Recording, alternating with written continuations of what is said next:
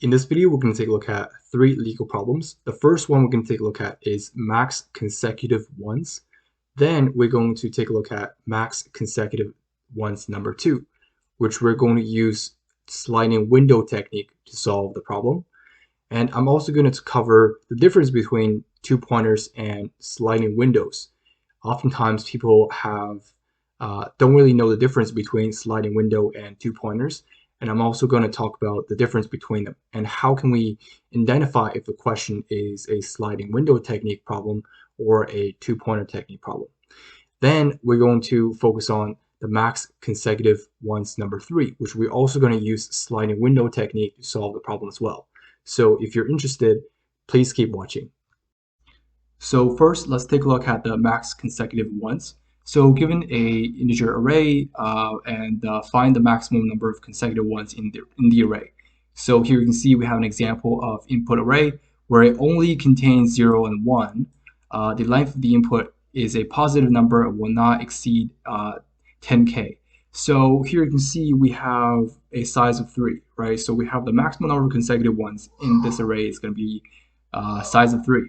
So in this case, this consecutive subarray will be the answer, right? So we're going to return the size of the subarray, which is 3.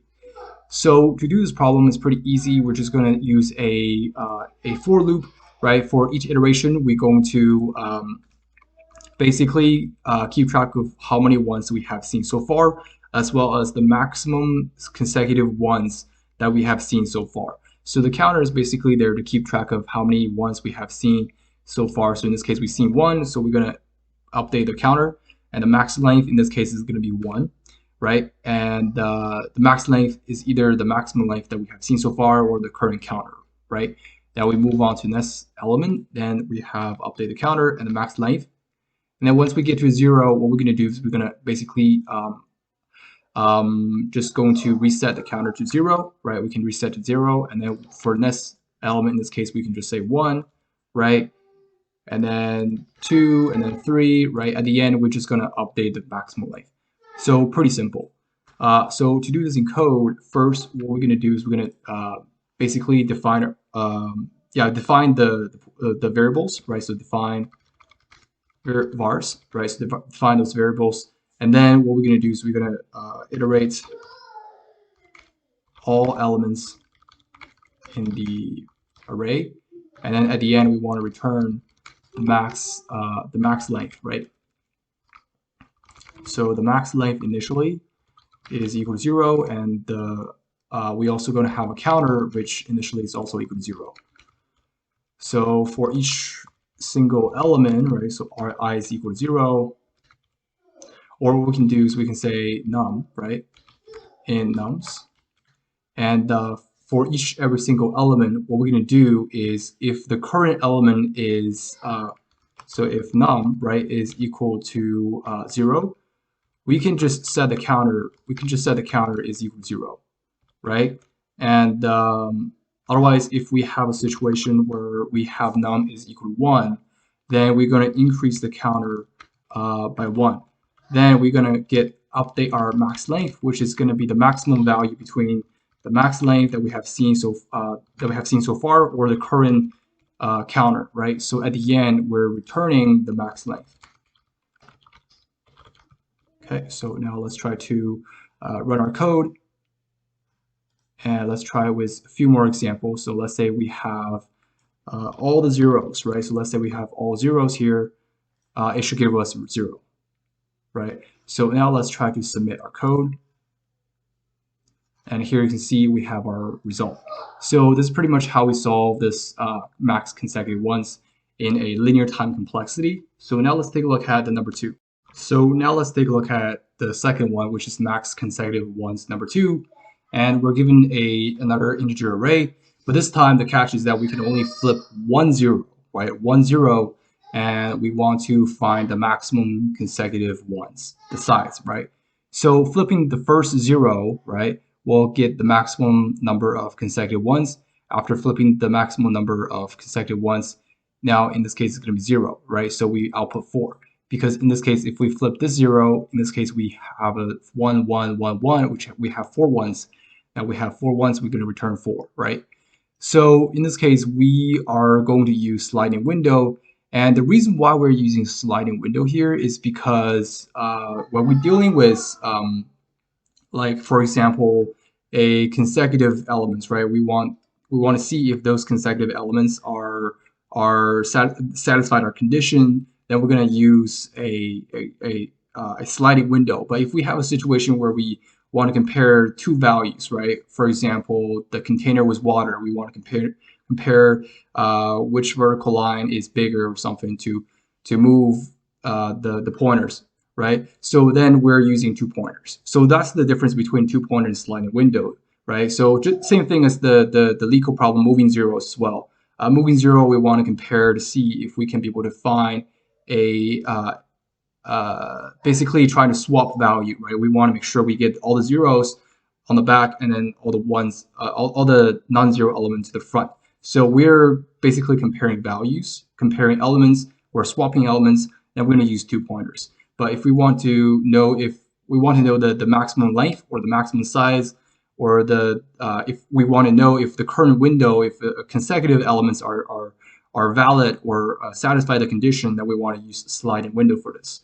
So what we're going to do is we're going to basically see if current condition is satisfied. So basically we have a counter, and the counter is there to basically tell us how many zero do we have so far, right? So how many zero do we have? If we have more than 1 0, if the counter is more than 1, or if we have more than 1, if we flip more than 1 0, then we're going to start to contract our window, right? And the maximum length is there to keep track of the maximum window that we ever had throughout the entire array. So what we're going to do is we're going to first increase the max length, because now we have one element in the window. Then because our condition is satisfied, so we're going to expand. So in this case, our condition still satisfied, because now we can just increase the counter by 1, because in this case we have only flipping 1 0, right? So now the maximum length is 2. And then we expand again. Now we have the maximum length, in this case is 3. And then we going to continue to expand because we satisfy the condition, right? The counter is no bigger than 1. So now we have 4. We're going to update that. And then we're going to continue expand because we satisfy the condition. So now we have a 0 and another 0. So now the counter is 2. So while counter is basically bigger than 1, right, because we can only allow to flip 1 0, then we're going to start to contract. So we're going to move 1 to the right. So now we have, we're removing 1, right? So in this case, the element that we remove is not a 0. So we're going to not going to change the counter. So in this case, this element right here is 0. So if we were to move the left pointer 1 to the right, so now we're going to have the counter back down to a 1, right? So now we satisfy the condition. But the length, in this case, the length of the window is 3. So it's not bigger than 4. So we're not going to update our maximum length, right? Then we're going to expand our window again because now we satisfy the condition. So then our right pointers go out of bound. Then we're just going to return the maximum length that we have seen so far.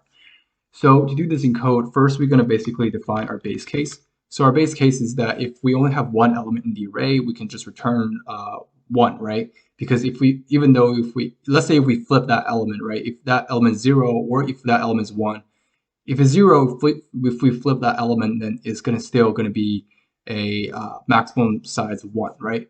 So once we define our base case, we're going to define our pointers. So our pointers, as well as the max length. So define the maximum length that we have seen so far, as well as the counter basically counts how many 0 that we have encountered.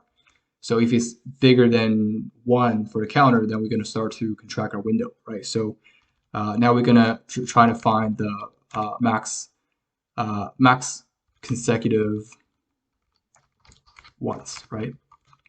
And at the end, we're returning the max length.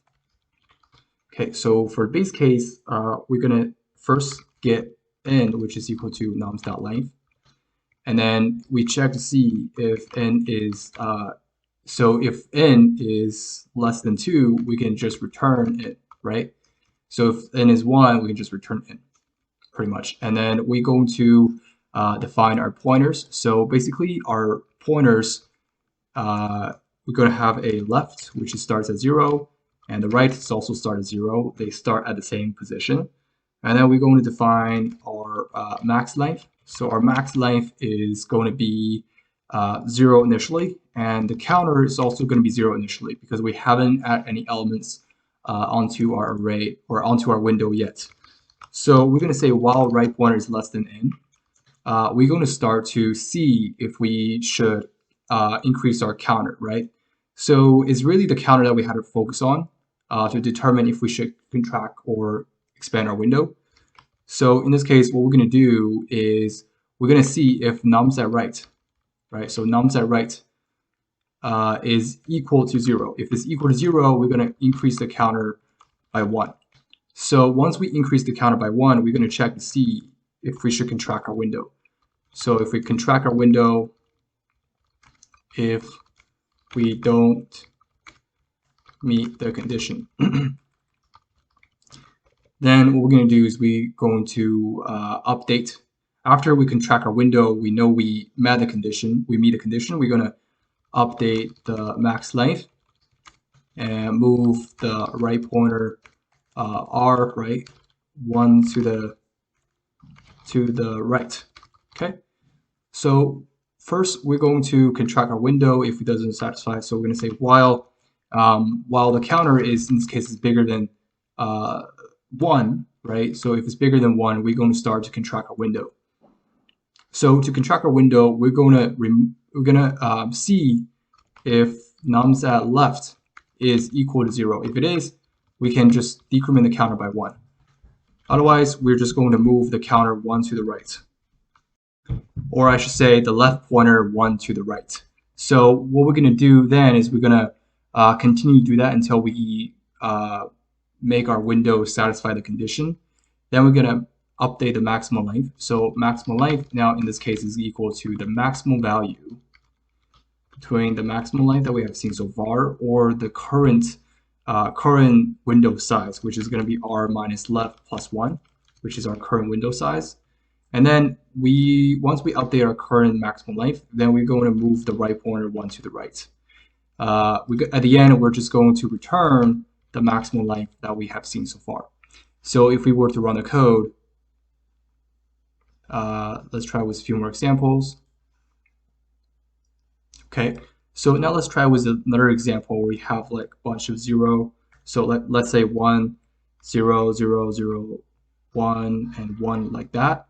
Or we can just add another 1 to make the answer should be 4, right? So in this case, if we flip this 0, we should get 4 consecutive 1s. So if we run the code and submit the answer, now you can see we have our result. So pretty much this is how we solve this max consecutive 1s number 2. Now let's take a look at the third one. So now the last question we're going to take a look at today is going to be the max consecutive 1s number 3. So we're given it a integer array which only contains 0s and 1s, and we might change up to k values from 0 to 1. So we have to return the longest contiguous or consecutive subarray, right? So contiguous subarray basically means that all the elements in the subarray must right next to each other, and that they must contain only once. So we want to return the longest contiguous subarray. And in this case, we have an example of 1, 1, 1, a bunch of zeros, and so on. So in this case, we are going to change, in this case, k is equal to 2, so we can be able to change k number of times, right, from 0 to 1. So we can change those two zeros, and now we have a size of 6. So in this case, we're returning the longest consecutive ones, right? So now it's 6.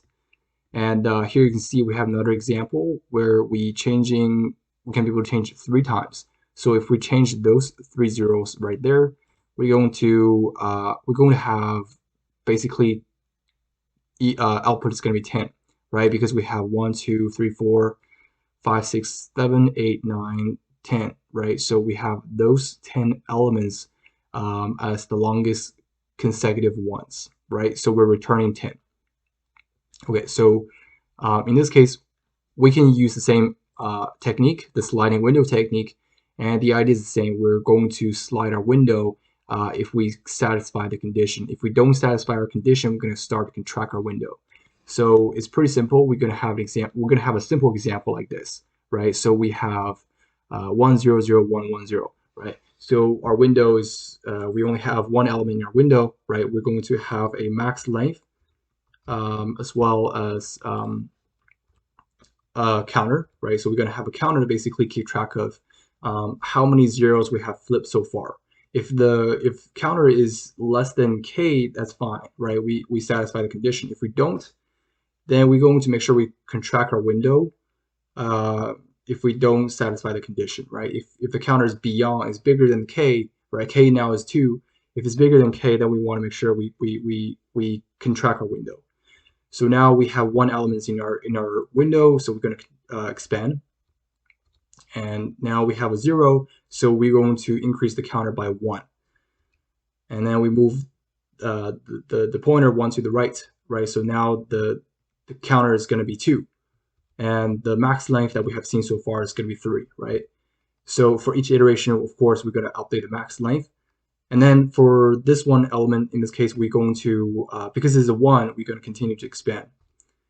And the counter is still less than k, so we can continue to expand, update our max length every time when we expand, right? So here you can see we have 5, right? So now we move to this element right here. You can see that our counter is bigger than the k, so we're going to start to contract our window. So now we contract our window. We see if that the element that we just removed, right? In this case, the previous element is 1. So we see if that element is a 0. If it's not a 0, we're not going to touch the counter. We're not going to update our counter. So now we're removing one element off of our counter because the left pointer is pointing to a 0, right? So now what we're going to do is we're going to focus on expanding our window because our window now satisfies the condition, right? And then once we expand, we know that right pointer is pointing to is out of bounds. So we're just going to we're just going to return the max length that we have found so far.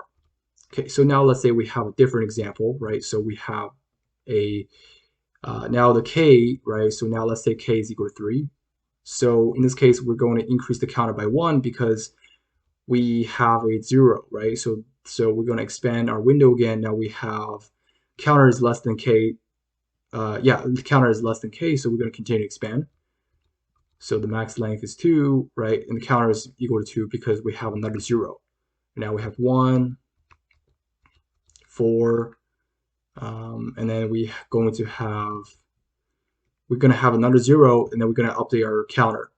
Then once we update our counter, we're going to update our max length as well, right? So counter is still less than or equal to k, so it's fine. Now when we get here, we have counter is bigger than k, so we're going to start to contract our window. So we're going to decrease the counter, and then we're going to expand our window again. And then at the end, when we go out of bound, we are going to return the max length that we have found. So this is pretty much how we solve this problem using sliding window technique. And first, we're just going to basically define our base case. Then we're going to define our pointers. And then we're going to define the max length and the counters, right? So then we're going to find, using sliding window technique, to find the longest ones or the longest consecutive ones. And then at the end, we want to return the max length that we have seen so far. So first, we're going to define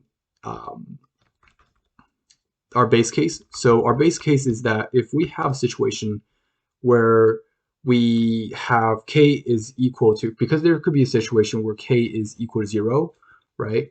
So in this case, if we only have one element and k does not equal to 0, then we can basically pretty much say that we can just return n, right? So if n is equal to is less than 0, or less than 2, and k is bigger than I should say k is bigger than 0, right? So if that's the case, then we can just return n, right?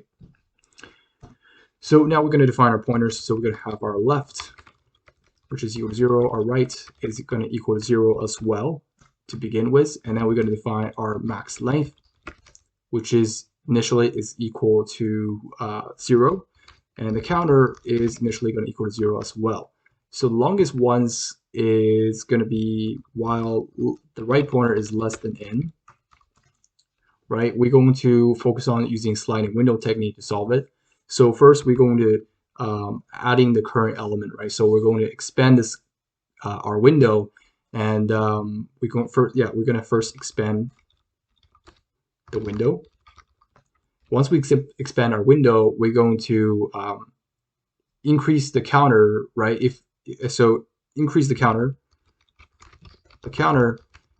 if current is equal to 0, right? If the current element is equal to 0, then we want to make sure we increase the counter. And then we're going to contract our window if the condition doesn't met, or yeah. And then we're going to make sure we move, right, compare or update the max length, and then move the right one to the right.